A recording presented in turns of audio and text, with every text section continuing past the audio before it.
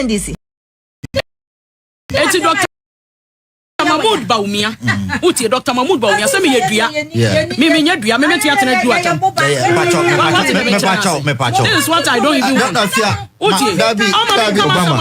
My budget is budget. Jennifer, so I can't I'm in London. I'm in Chia. This is what I don't want. Obama. No. No. And yet too much. Preliminary no. Oh, please, let me make my statement. I don't want this. No, Jennifer, yes, that's it. What is it? You gave your submission. What we do here, we have a fine discussion. That is all. Anytime you're on a show with me, it is an agenda. Koshiano now, no argument. That's what they are doing. What do you mean by something? What do you mean by agenda? What do you mean? And now what you my microphone off. And said the mobile and say Bako Kasa, na mama Bako Kasa. Mestre. What do you mean by agenda? Koshiano. We are one agenda. We are one to be by agenda. Debbie. This is what I don't like. Now, your story headline now. You say I'm a trending power. I don't like it. Trend. Oh, make us and me tia my family phone me. Me phone 40. Make us and me phone. Me dey buy 5. You be for me dey buy 1,000. Because and be obi tie one to so na wo. Within 1 year, I restore country. You're breaking it down for 8 years with a larger government. A government in a big way for NDC bebubi. So bawumia of NDC. And I CPP. Bawumia of NDC. Oh yeah, NPP. Of NDC no by NPP. So the NDC.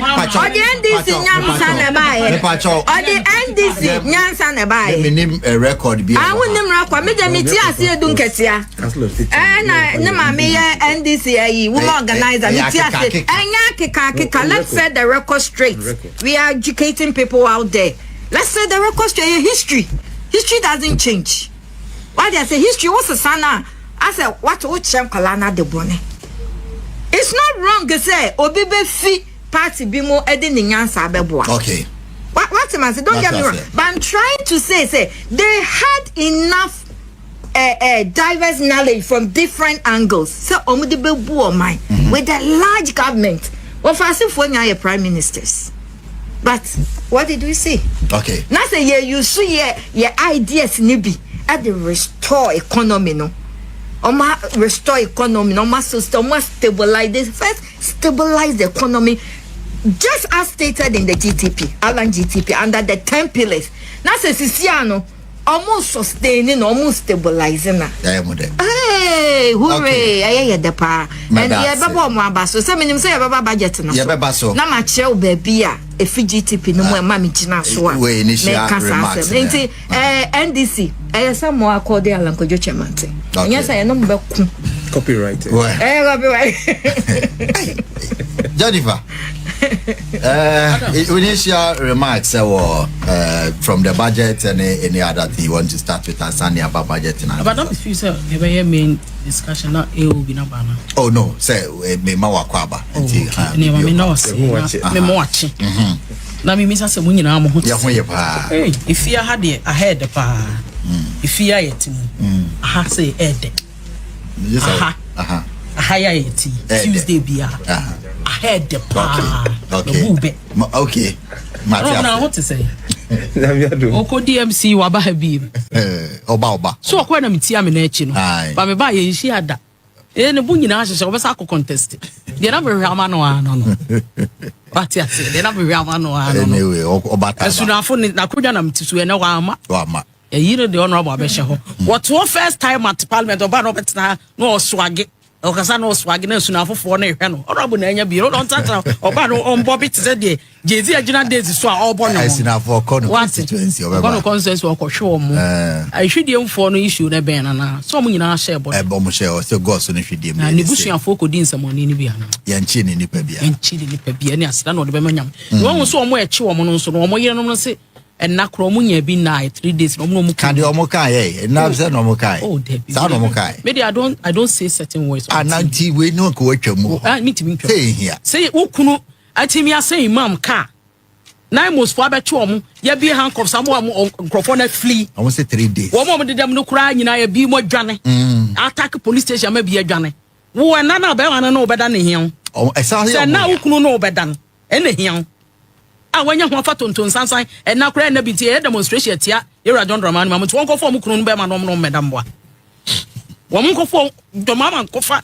o te Jubilee House o mfiri wonko fa wo mo kunu no be ma mfiri prison no medam boa then said wo mo kunu no ye na wo support oni me edi na beti edi na beti no komremu a esi wo edu obi na o ye BBM say it's about 25 years or so boni o ye no boni na o ye sa punishment ana wo wo sa na wo so benya because so tiri mpo no adwene nyina nti wo mo ntena no mo nko wo mo kunu no be ma ho so mo nya bi ndi nsamoni o mo de enim so o mo besuma mpani ye kunu no mo anye ne ye nti we de ne die mfo de tue ne ye ma no ma from papa be ma mo be mo kunu no be ma mo de beda no ene hia mo ka ho asem anyway ano pay adai adabi so semen kana me kire no ma hu me kra man hwe sign na o ye no popping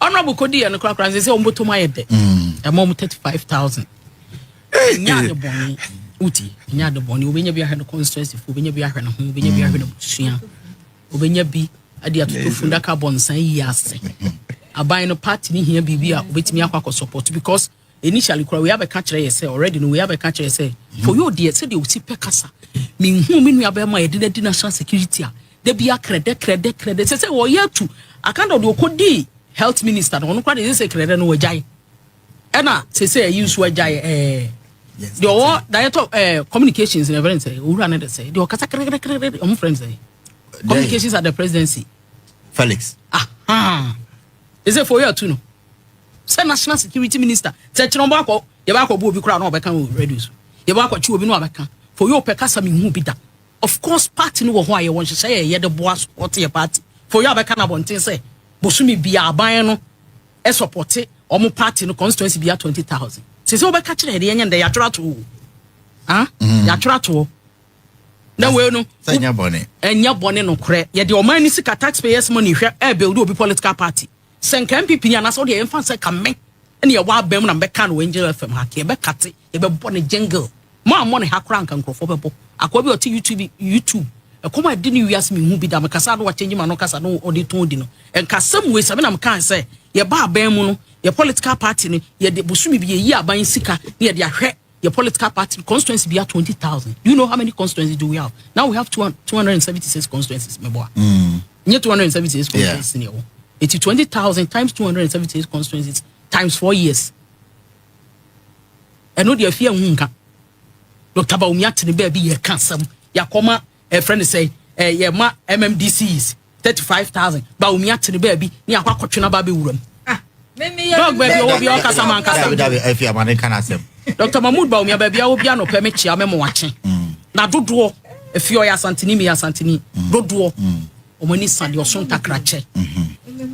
Uti eno dodo omani sandi oson takrache. If you are a new party no more. Oti o say oni mti wo kan wo de ano waka. Of course some media party policy a ompese omo kan waka. Eti where e dia na Dr. Bawumia bai ebe mu e dia na Dr. Mahmoud Bawumia bai mu na create dede na dey akate na am story headline na e trend he argue with Jennifer Kwen na story headline me boa near the trending. Dr. Bawumia, how does Dr. Bawumia come into after forcing?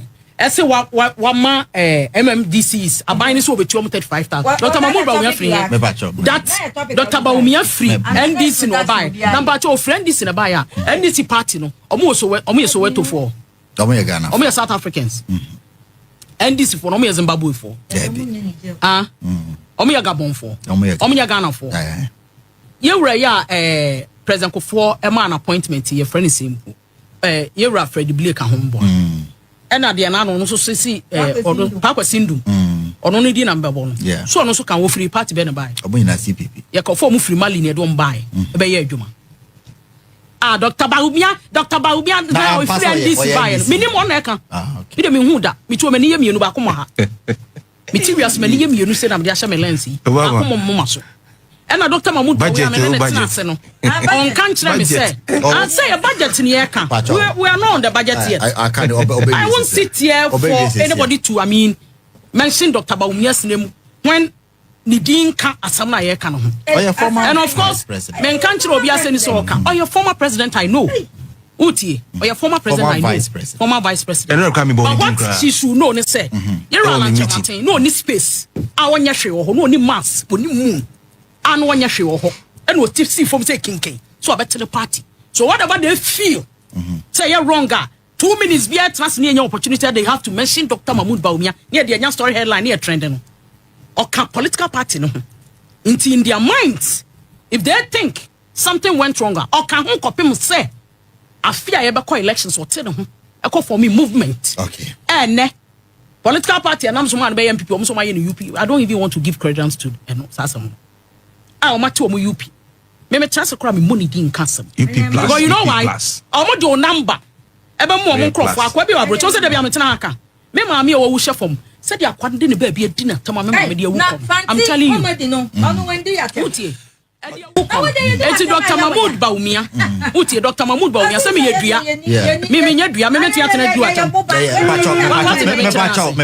is what I don't even want. Uti. My budget. Jennifer, so I can't I'm in London. I'm in Chia. This is what I don't want. Obama. No. And yet too much. Preliminary no. No, please, let me make my statement. I don't want this. No, Jennifer, yes, What is it? You gave your submission. What we do here, we have a fine discussion. That is all. Anytime you're on a show with me, it is an agenda. Koshiano now, no argument. That's what they are doing. Jennifer, no. No. What do you mean by something? What do you mean by a agenda? What do you mean? And now what you my microphone off. And said the mobile and say Bako Kasa, na mama Bako Kasa. Mestre. What do you mean by agenda? Koshiano. We are one agenda. We are one agenda.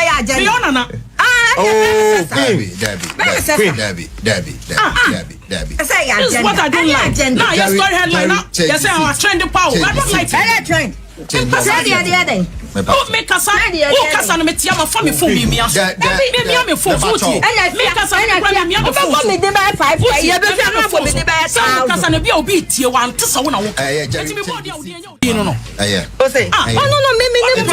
Many problem. But certain words, it's nice. And this is only what she does anytime on the show. I don't on the show. Which flare.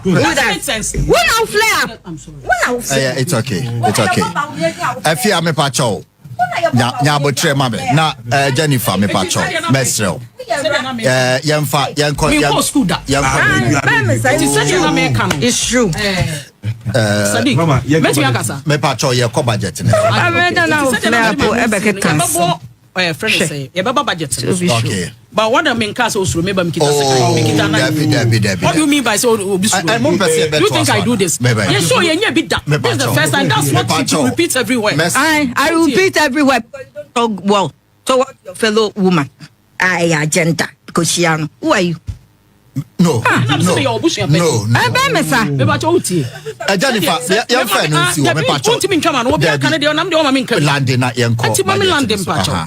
it said an American, a bino is to say, or the 35,000 in my MDCs and I show modding. Okay. A show moon cramo with me a day. I owe Juma calling. We don't have a problem with that. Okay. And my mistake here, the new patriotic party, or not what means Abunkumswa. The new patriotic party now, your opposition, your responsible opposition party. And need him with due respect. In most of our press conferences, we've made mention, say, we hold nothing against this government. Okay. We wish them well. When you say we show them well. Yeah. Obie ni wa to opposition. Of course, umpire nyina say aban beko na also political party aba. Yeah. But you can't be evil. So better baby say you wish the government bad because your mind Ghana no ye the almost. Okay. E hona Ghana for decide say e hona no mpese 2 million de kokodi. So the only thing left for us to do and say yes you be adwuma yie ni ayeda ni aba no eti no ho no free. Okay. Na no come budget now I mean chianko for ko Debbie said na what you so time initial comment na kasa what we mu about 10 minutes but before say interruptions about no 800,000 jobs say kasa no ya dozen for aban bi obeba bi e create jobs we see create 1.7 but nipa da so tifie budget no especially on job creation. Yeah. Aloje my sisters, like I said in my earlier submission, and then Tuesday program, I had there, I had because you were two beautiful, gallant women. Now, you know, a lot of young women are looking up to you to also become like you, because it's not easy to have women in the studio. There is a very difficult terrain. Yeah. In Tibibri, most women are not able to go. And the parliament 276, a man crime and every government is pushing, say, when you have more women into and government here, almost every position be a man, deputy a woman, and I say woman be a main and deputy. Because some of the banks cry, CBGC, all the three leadership in Ayema.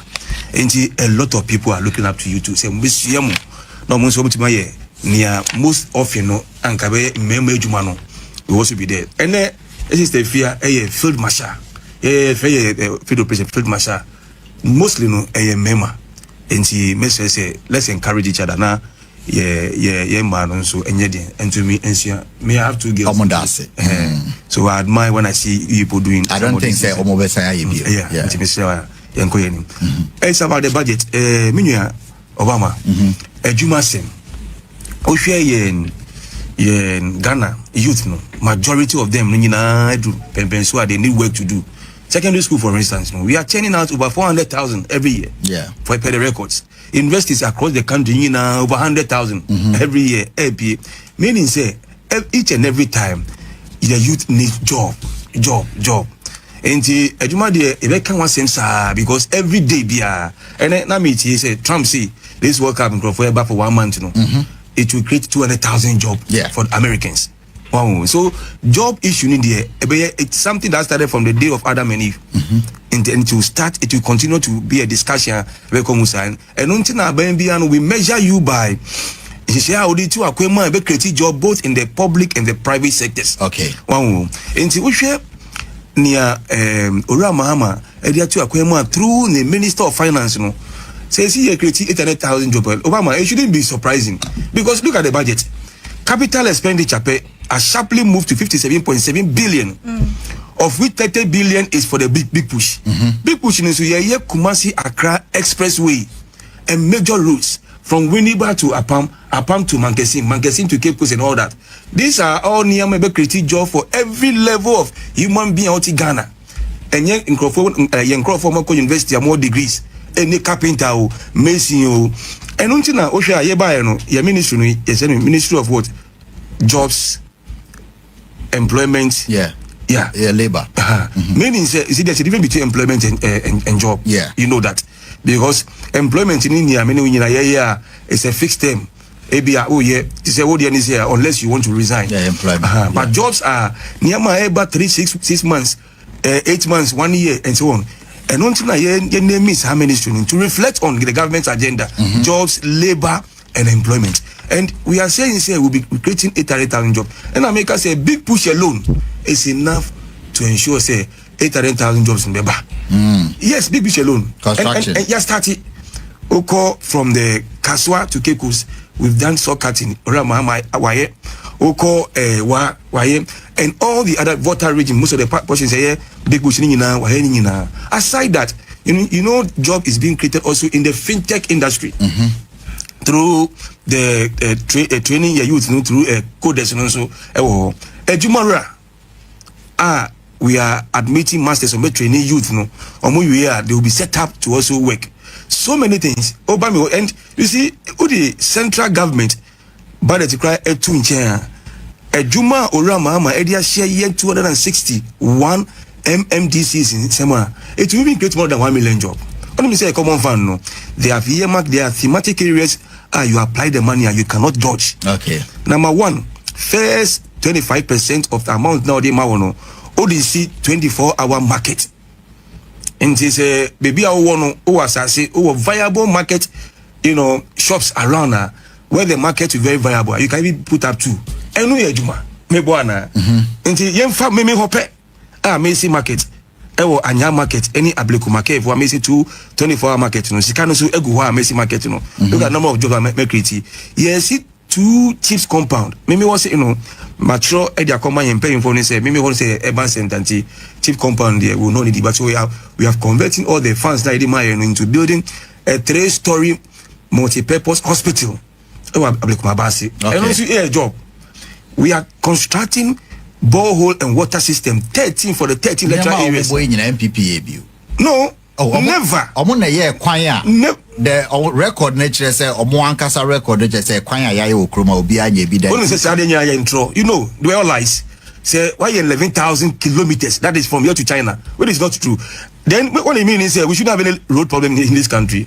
I mean when you now say number 1 issue Ghana for be reduce here say mon fair on can air drains and roads me boana. So that thing let's not go there. And America said there was no common fund where there were thematic areas.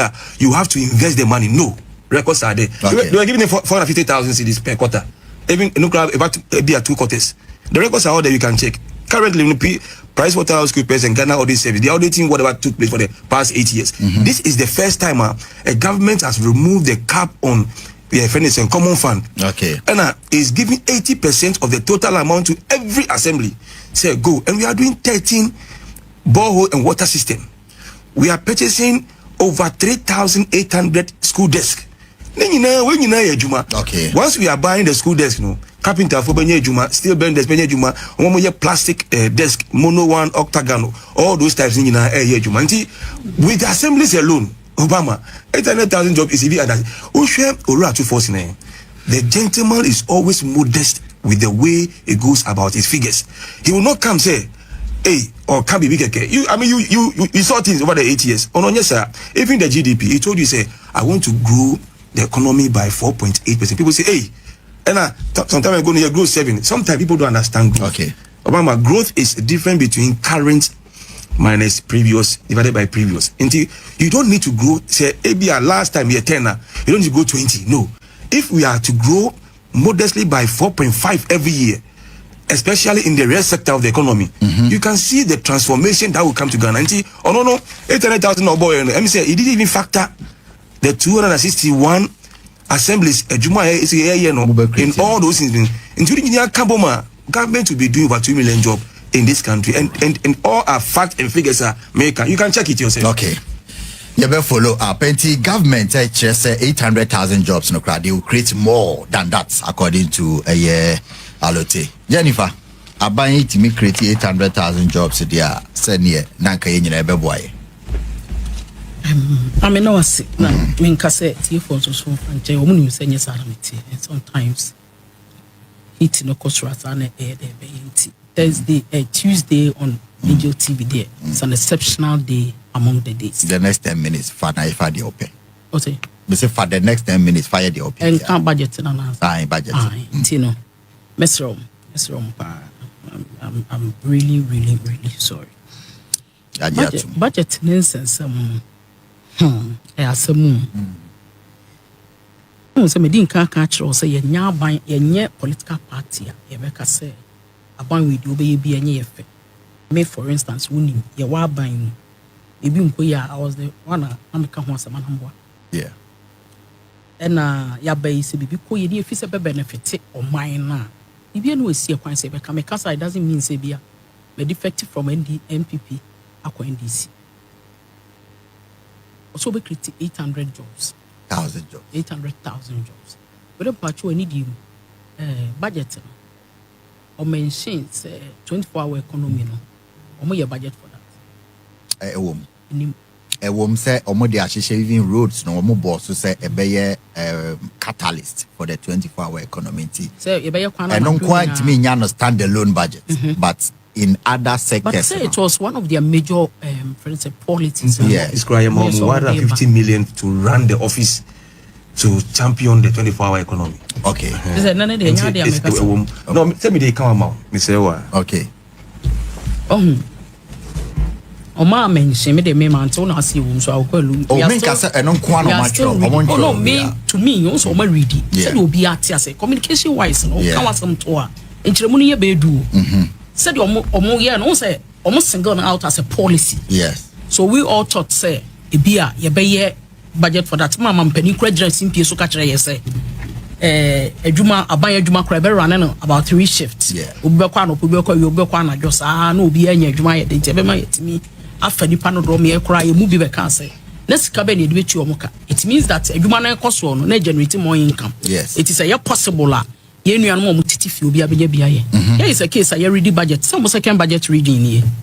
And third second good. Ama say you are to force and catch say the whole of 2026 which is next year free January copy December.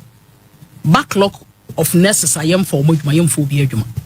And mind you, enya ya breso a nurses I am for mon quantity fee. Me know ka say nurse for we be school this year, right? Next year no so for be be school but is under whose government? Fantastic. It's political parties in me, you know. Everyone say we fair be we so fair be but yet me e be adwuma e ma nipa yet me ye adwuma sorry it me e ye nhyehyeye ha e ma amrante na maba omo ho ha omo obi abetimi atena baabi aka say sabio tafrache the MPP ye bia enye me fe eno ye nipa ni business but what must say but what I can say is say why a budget to say 2026 you know on finances right. Why me bacho me ba sa it was so baby I know my opa me me bi na me achiro me read dey me hu ye mpacho read dey me to wa ha ent sa me no correct o wie ye no so on finances the whole of 2026 but uko Jubilee House abaya dwuma ye fo akatua atum 9% me minim say 2022 another to 14% atum 9%. But presidential staffers wo Jubilee House upacho need you 1 hour we dem akwa mo aka staffer ye dey because staffers no omo ne deputy ministers nyina rank e pe are you aware omo ye the same visa no omo ye the same rank ya ye budget allocation 67% e call Jubilee House for friends say staffers ye adwuma wo Jubilee House say so call region bia your presidential staffer ho na mpacho need you Jubilee House or region bia and I said omo ye no abai bia ba wo ne nhyehyeye and they said your person obu ne man and no nyam me kura me hu to me omo original presidential staffers bisa no Debbie Debbie any regional meaning so omo say ye Debbie no omo dey Jubilee so omo regions Debbie no omo dey original coordinating councils I know there's some baby I know be I under baby it was so money presidential staffer or region so no MC okay no pen I responded to say no correct it said the for and na me can say what my two for me time you know I also age atum say and me can say omo ye ka na bonten am obi e kan yam pipi kra na e ka am wate na wo yi na wa ha ntesa samboa ekuro ehunu said ye ya where me na emu ebe pai wo pese allegation na ye no kure by men ka allegation pese no kure by for so ye PR man DC men ka pese sabi men ka unti ameti hasam ti we nyina ho by me na men ka say me ya allegation but what I'm saying is say we ya no ha na mboa yes and mama mabu be say ye dey pra the kan be dey ye beti true it won for obi adwuma but o staffers dey what me is 67% already no sika etu omo ho no so dada under your time see ya table o mani sika nyina na nipa ya former Jubilee House and ne so calculate it's unfortunate me bia ebie ka be your time number of friends staffers ane ewo ene staffers ye dey ewo ho eno de enua no mo nka hwe but do ni bibi also omo good omo suppose there's a clause the supposed goodwill no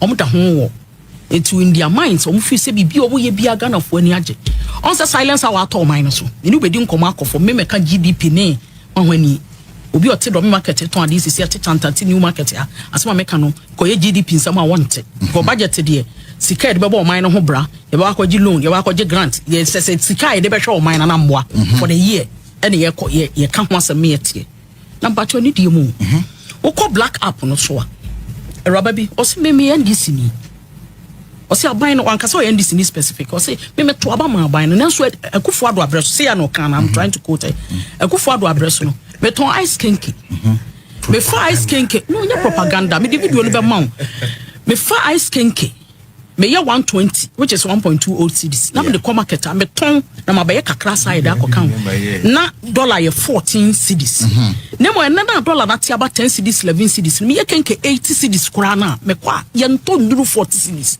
ma sa de me dia ka ye abefie ye manye uko new market call domi market I quite remember you buy no multi dollar no swim me call domi market body drum ko drum me ana me aduane me won me I don't cook for me I cook my own food so I go to market myself we drew dwano so no body am turn 380 Ghana o kan na nuru 1215 fingers no 1 2 3 kan body na baako na nuru 15 and na dollar no so ate cry say 1 to cry 300 28 obeto because you need fixed market prices is a brocho ko shop we ya said your ton ko hasa na your ton obia was said your obonable okay so me ankasa me honorable alotemu de budie friends campaign tia ye emo benefit they say dollar number from me be South Sadiq wonya manyoni wo yen century sika wo system no be fair wo ka sika ni ma won from aban no na ka sika wo so awon aban na ma so what does it mean by sika wo system no say me ana awura bi oye campaign man this pa we businessman not ya broach yes o che nkokoro no ne ade friend padmos bibi be bosumi be 9 numuni mensa numuni obegina internet no so tene ka wo kasa kora ni ayeko ye asu say omo na ye campaign sa aban na nya omo nko omo ba ye no investors a omo ye business okita sika ba Bank of Ghana nya dollar kora no de ama ne international investors no no my there o maka na niam na ba ampa for resident businessmen complaining etina ma me bisa o say question o bisa ho answer na ma me bisa say sika wo system no say dollar ni system no na sika generally sika ka say na to ade kora ye nto okay but o ma betuna na me political party yes. Executive and me politics me metna mo jazz so why your research into the exactly me mo jazz na me mo gospel yes yeah come on yourself maninsere wo de maninsere yeah come on yourself wo de manintena wa ka mfie me sama manintena so what ma me kire nas eti budget na wa ye na akofom o ma calculate ni pa bottom ti sem on say galam say sem de matena ka kire so me ba ne nsuo na niti obisa mkro me ka jo sem sere o ma hu ti nsuo ba ko ani ateme nka ho asem yeah eti se budget ye kan sika nkofom na to ade kora ye nto me cousin o ni boutique kokofa ne ma ba haraba sana asa eda bosumi okotena obi kora meto ade ba ko sika ni system no obi so beton ye beto sika any system ye kan businessmen are complaining hwe the entire ma unya responsible opposition party ne say ye kan ni put you on your toes now wo bibi ya fa ho a wa ye de why ye it doesn't mean say opponent abrani abrebia on your town so be lose. Let me tell you what goodwill or manya and no manya they be true baby Ghanaians will tell certain things to their face of course they are tosu me you know ubetinya ye bibia mbetimi kra kan not me ye nkasa Ghana for brewa my dear Sadiq untimi nya ho hwe se me ebeka na wotwea me ato ba na wo Sadiq wona me nua be ma na Jerry frame se Jenny me hwe se de ade no kon de am lose one ranka me no be ya kakura e bi lose we na me bi mu asam na me de ka because me hwe ne ma na e de egu akwam ne ma na aye obeka kire me se e be lose na but na Ghana for fi so ma breye ti ye nyansesanye but what you say it is a wo aban ni mu na opponent kasam eni so fan wrong and obi to be no obo ma baso me obi boy this ya baso en ha me okay you know why because we had equally people and crofons boy ya baso they praised us when we ye niema ya sorry ye tree program ye niema ya no mo boy ya baso which ye appreciate a lot okay the same thing if it happens to the NDC I don't have a problem with that but what I'm saying is say sika ni system no mu and ukita usika hwe me ankasa me yonko bi okoto ticket no oni ho no ma agent ndi ni sika to no $2,000 somewhere April no the bank it took 3 weeks and sana the bank nyes ka ma no na me titi se bi say no kura dia o mo hwe ho asem nka pacho say na $30,000 that account ma wo koyi a aban no wa account wa usika and I also the koto bank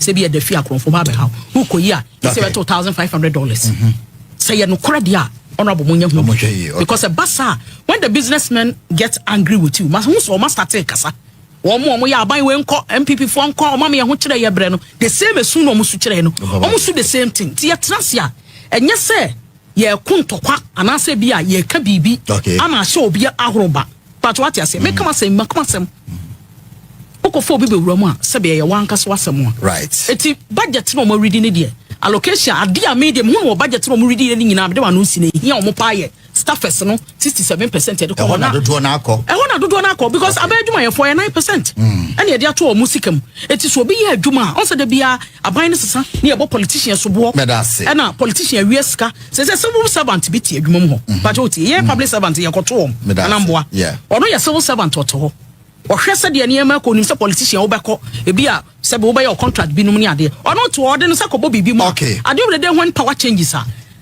public servant no ye politician e de ne ko ho no ona ne ho beba sam no anya sam alright eti budget nso ma ya o mo expand it na ese npa cho nkoko nkete ne de so o ma wie na no npa cho me hu buo no ma menka ne ha na hu ebuo no ye kakra be ese na ma mpani ya kokko ba kwa no de hye o hene bi nsam ye twa se nkoko ne wie ne ye me problem hono kakra ne ye me problem se ne wie no ne ton no ne ye de be ma ye nso no mo no hono ne ade ehia me okay I think nkoko nkete ne problem yo if your budget and job creation where the mamemfa a pachoma motie for previously yeah it happened you know but Solomon so kram so to kwan nti oni ha nti esa by all means will be representing right nti enyo bi nti na me wa ha we na invite you very good and then I'm presenting for TS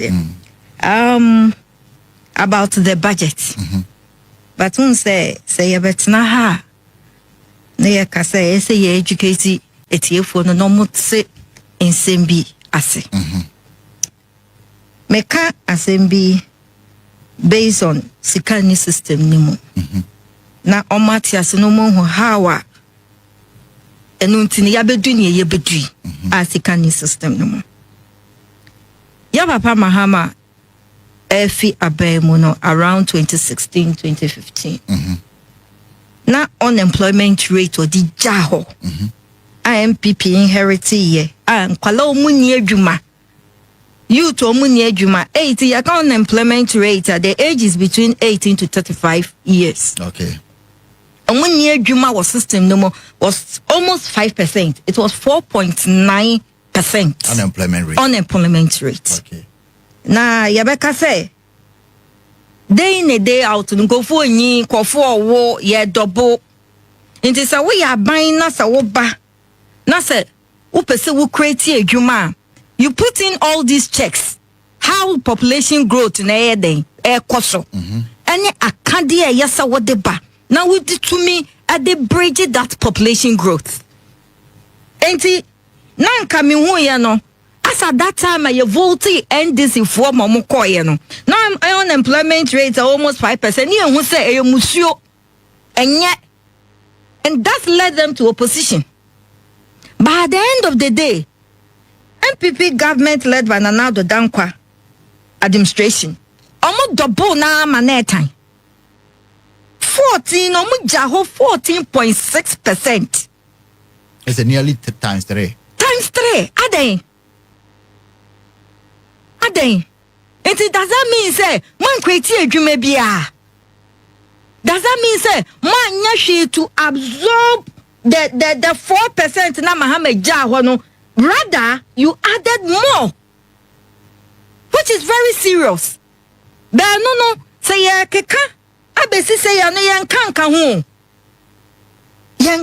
ho because sabi Ghana no sabi ya maame no mo ne edwafo ne ade no say wan kire omo a ebi no mo be politicize everything say ase eye boapaye ahye omo ahyeda na omo mfa sika embassy say again na de sika embassy say enya ndwuma na me nya ndwuma ya akakota de inflation rate above from as compared previously inflation above from ne normal yefo meboa na miniska na me kota de as normal yefo and just near my yefo but the prices no I stabilize in like a bia yefo we all say yateso okay emo yateso that is the real way I want market and normal bia ye import ya eye nduane ne ade no I don't know na me koto beans ko abafom 1 cup abafom with the exception of a normal yanka say yedua body no money banche no which is seasonal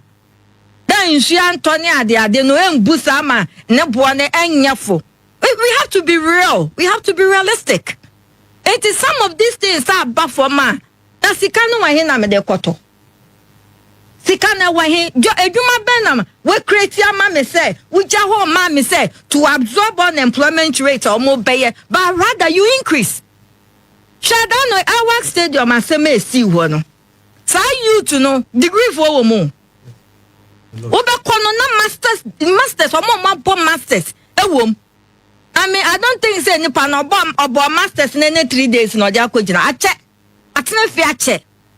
Na yeti oman mu enye yakumetu yensuro se the number of nkofo ekopeso je dia pay tuo ekita ya yamo nhyehyeye but a failed system ya so from a longer time and a dia bedu sese emery okay me fan hye bakofo but a failed system leadership failed system ya fa no ma bia ntutu ye na man yesi etia and ye woman ya beka say sika ni system but some obine a status our foundation no I be wiene okay it is na ban we aba na at the end of the day what to me stabilize the system no also me stabilize the system I don't know me video bi obi say no mahama say ya de no kwante na I say onkwaje besia enso oye adwuma ana agada ye sika gare ama it's on social media onkwaje besia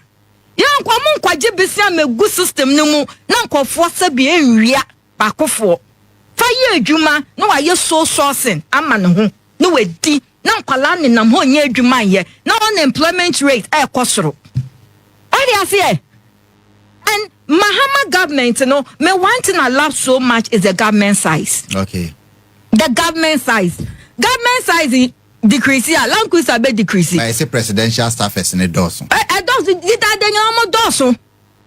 Let's be real, did that then almost dozen come almost is a cubicle mu on so who it's been there.